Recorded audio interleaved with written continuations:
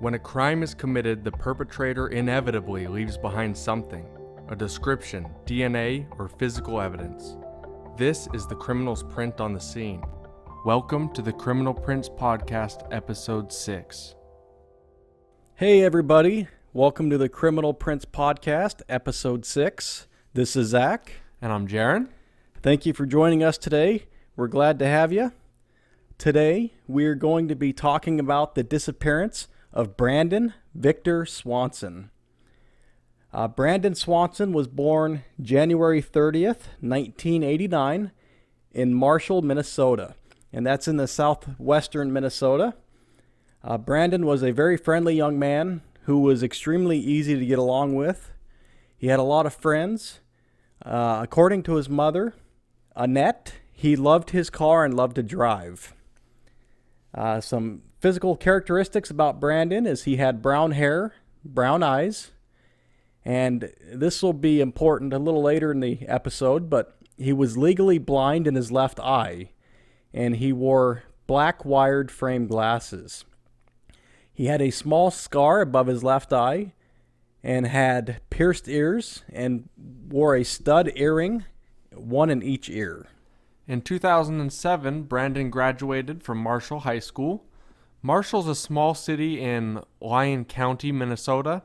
The population as of 2010 was only 13,680. It happens to be the hometown of Schwan ice cream. Can't go wrong with Schwan ice cream. Yeah, I agree with you on that, Zach. So after he graduated high school, he chose to study wind turbines for a year at Minnesota West Community and Technical Campus in Canby, Minnesota, which wasn't far from home at all, about an hour drive. Brandon was known to be a very hard worker, and he had a job at the Hy-Vee grocery store for 4 full years before his disappearance. Him and his family were very close to each other, and he had made arrangements to transfer to Iowa Western Community College in Council Bluffs, Iowa in August of 2008. And eventually he wanted to enroll in a 4-year university and have a career in sciences. So the day we're going to be talking about all starts on May 13th, 2008. So Brandon had just completed his first year of college at the Minnesota West Community and Technical College. So he was going to graduate the next day. He was excited. He went to a small party or a gathering of friends at a friend's house in Lind, Minnesota. Because it was a night before graduation, they're having a good time. And he drank at least one beer. The exact amount of alcohol he drank is unknown, but we do know that he at least had one beer at this party. A witness who was at that party said it was just kind of low-key, and when Brandon left, he was not overly intoxicated. So we know between 10:30 and 11 p.m., Brandon left this gathering and drove to another friend's house in Canby, Minnesota. And that's around a 37-minute drive, about 31 miles. And he wanted to go say goodbye to a classmate, a friend of his. So we know that at this second party, he had an additional shot of whiskey at this party. Again, we don't know the exact amount at this party, but we know for sure at least one shot of whiskey. And this party, he was only there for a short time, and he left sometime after midnight to go home to Marshall, Minnesota. So now the date is 5/14/2008. We're in the very early hours, just past midnight. And there's a 2-lane highway, it's called Highway 68, that goes directly from Canby to Marshall. And he was headed home to Marshall, so that's perfect. He was very familiar with the route, and he'd driven it many times. But he decided to not take this route. Instead, he took gravel roads northeast of the highway to get home. Zach, what do you think? Is it possible that the fact that he was underage drinking led him to not take the main highway? I absolutely believe that was the case. I mean, obviously we can't prove it, but he was underage. He clearly had alcohol in his system. My personal opinion is this was a big part of why he took the side roads. Yeah, and you got to assume in an area like that the main roads are patrolled much more heavily, especially in the early morning hours.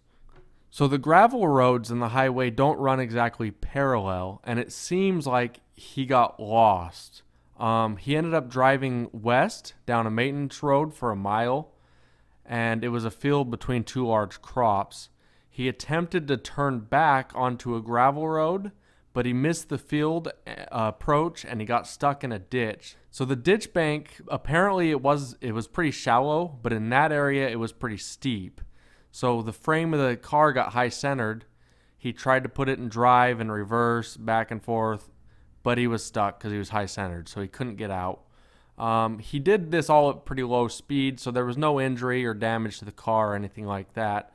And best time estimate at this point is 1:15 a.m.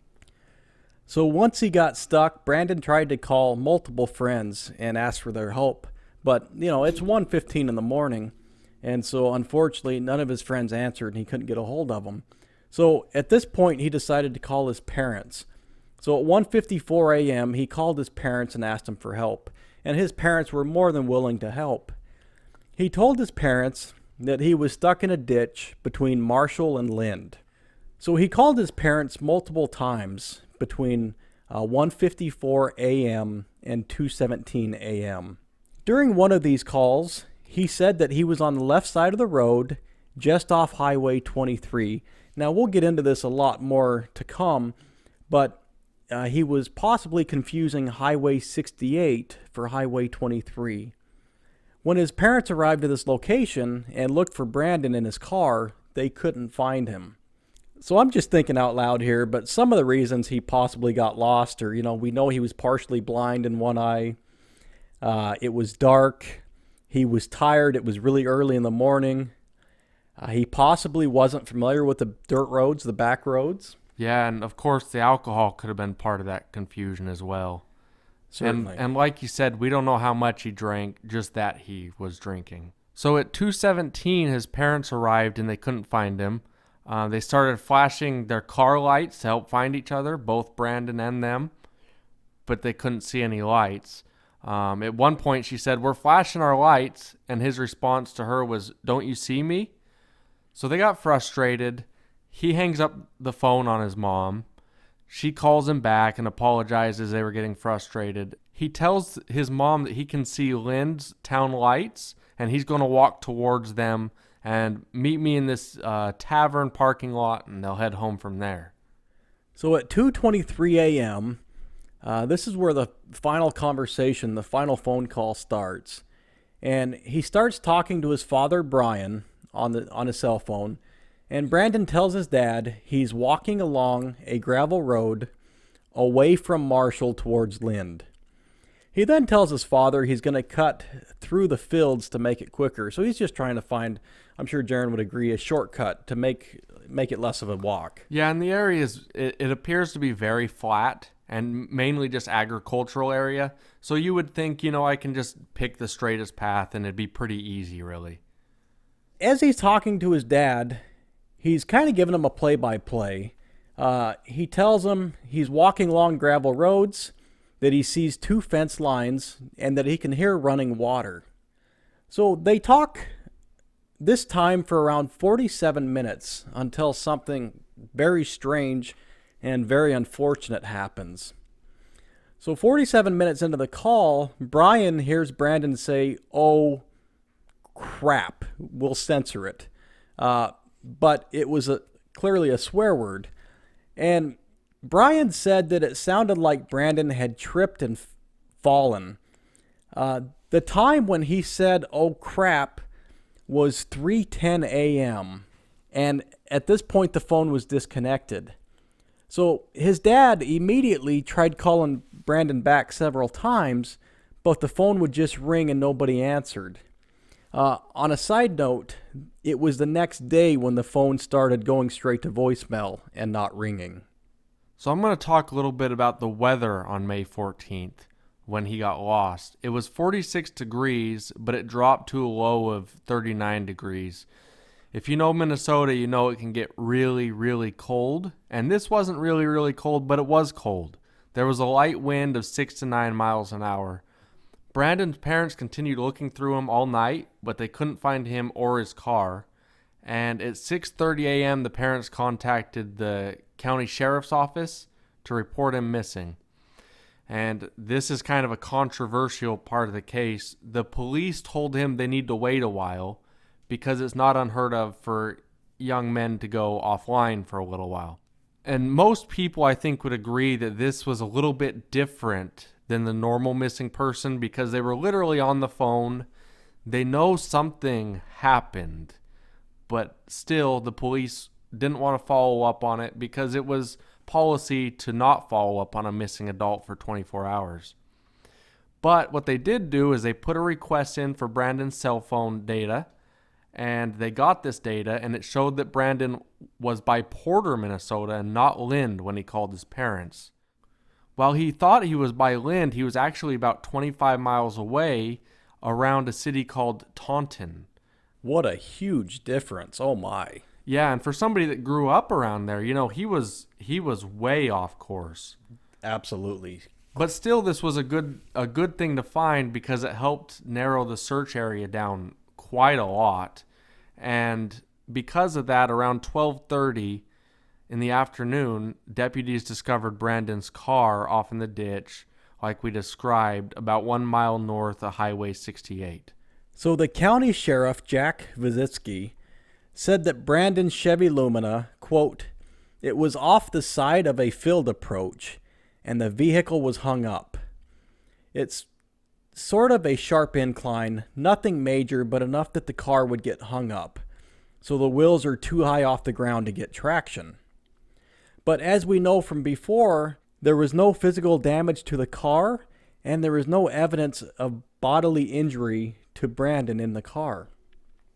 There were also no tracks, and no way to tell which direction Brandon might have started walking, unfortunately. So on May 15th, it was determined his final call had been routed through a tower at the intersection of County Routes 3 and 10 near Minnesota, another town near Highway 68. So the call had been made within a 5-mile radius of the tower. Another interesting note is from this area, a red light atop a Taunton grain elevator could be seen. So something that came to my mind is, could he have possibly thought the light from this tower was the lights of Lind? Yeah, and like he had told his dad, hey, I see the town lights, I'm going to head towards there. So that is possible. It's a little unusual that he would think a red light was city lights. It is. But he could have thought that it was a sign for a tavern or something of that manner. So they began the big search for him. They had an aerial team. They were doing flyovers. They had search dogs that were brought in from the Twin Cities, which obviously they had a lot more resources. These are very small towns, rural area. They brought in boats to deploy along the river, and they brought in gates to install in the river. And the idea of these gates is it would stop his body in the event that he was floating through the river. These are pretty narrow waterways, but it's very fast moving water. So again, you install gates, that way it would stop him. They also brought in horses and all-terrain vehicles. Deputies walked the riverbank looking for any clues.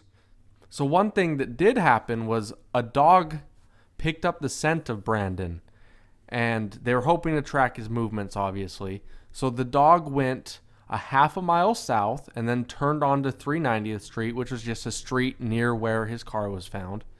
And it continued for a mile. The trail eventually turned into Road 16, and it continued north for a half mile, then turned west onto a driveway of an abandoned farm. It continued west for approximately another quarter mile, and then left the driveway and roughly followed the course of the Yellow Medicine River heading northwest, which would kind of make sense. He did describe the sound of running water, right? He certainly did. And at one point, the bloodhound actually jumped into the river and then jumped back out. The handler interpreted that as, hey, he may have fallen into the river at this point. However, the trail continued past this point to a drainage area, and then went north towards a gravel road, forming the boundary between Lincoln and Yellow Medicine counties. And at this point, the dog was unable to follow the scent anymore. The tracking that we know is interesting because it is consistent with what he told his dad on the phone. He talked about the gravel roads we know. He also mentioned the 2 fence lines, which are in this area, so that's interesting. The average person we know walks between 1 and 3 miles per hour. So at this pace, it would put Brandon between 3/4 and 2.5 miles away from his car when his phone died. The trail to where the dog jumped into the river, on an interesting note, is within the range of possibly walking at the normal pace. Did the trail continue? We know that even though the dog did jump into the Yellow Medicine River, he jumped out again and continued tracking. So this is fascinating to me because I personally believe it's very possible he fell into the river, but did he make it back out? And we know that bodies, even after drowning, that the gases get released and they start floating. So at some point, you would see the body floating on the water. And we know that Sheriff Vizitsky continued to walk the 2 miles of the Yellow Medicine River every day for 30 days looking for either evidence and or a body. And in this 30 days, he found absolutely nothing. So this is fascinating to me, and this is dedication to the sheriff. Yeah, you have to admire that. He took his job very seriously. It's a small area, and they take care of their own. And 30 days, 2 miles a day, and kind of the riverbank terrain, that's really cool that he was willing to do that. I agree. That's awesome. So formal searches resumed later that fall, and at this point, fields that had been planted shortly after the disappearance had been harvested. Dogs on those searches continued to follow scent of human remains in the area northwest of Porter that wasn't searched before. Unfortunately, no human remains or evidence of them ever came up, and there was also no evidence of what happened to Brandon that night found. But the search continued through 2011 after the snow melted, but before crops were planted. By this time, they had actually searched 122 square miles. This is crazy because, I mean, for example, the cell phone was a 5-mile radius. It's crazy to me that they expanded it out so far. I mean, they really tried their hardest and did what they could do to try to solve this disappearance. Yeah, and you have to wonder how much of that 122 miles was just because the high current or the fast current in the river and how far down the river they felt they had to go to find a body. So this is where we're going to talk a little bit about theories. It's possible, did he fall into the Yellow Medicine River and drowned? I think that that's probably the most likely scenario here. I do too, but I do find it extremely intriguing that no body was found. Yeah, no body was found initially after they gated the river, and no body was found since when it should have been floating. Did he fall into the river and make it out? And if he did he possibly die from hypothermia? Yeah, that also seems very possible, but you do wonder if that's the case, why did they not find his body in all this searching on the land that they did? Agreed. Completely. Another thought I had when I started looking into this case pretty deeply was, did he possibly cut into the wrong field? For example, was it foul play? Was he shot or injured by possibly the owner of a field? I mean, it was early in the morning. Maybe, it could be a long shot, but possibly the owner could say, hey, who are you and what the heck are you doing in my field? And it seems very unlikely, but so is drowning or freezing and not being found. So I think it's tough to rule it out. You also wonder, could he have been hit by a car? You would think, though, that there would be blood or some type of evidence. The other option is, could he have staged a disappearance? I've thought about this one too, but I think this is unlikely because he was very dedicated to his family. He was very close to his sister. Family was extremely important to him. And also, we know he was literally talking to his dad, asking for help when his phone cut out. Yeah, it does seem unlikely if you're staging a disappearance that you would go through the motions to actually talk to your family while it's happening, etc. It seems a little beyond the pale. So a few updates in the case. In 2010, the Minnesota Bureau of Criminal Apprehension took over the case and they set up a tip line. By 2015, 90 tips have been received, which isn't a huge number when you consider some cases you can just get flooded with tips in the hundreds or thousands. Hopefully, one of these tips eventually leads to a discovery. Yeah, hopefully. When the official search resumed in 2015, the area of interest moved towards Mud Creek. That's a tributary of the Yellow Medicine north and northwest of Porter. And on the 10th anniversary of Brandon's disappearance, Yellow Medicine County Sheriff Bill Flated said, quote, "It's a huge area. If you take that immediate area where the car was, and then the time frame when he was talking on the phone with his parents, who knows what direction he went and how far he traveled." This statement was made in 2018. This is kind of an interesting statement to me because, in my opinion, this is just saying, hey, we're clueless, unfortunately.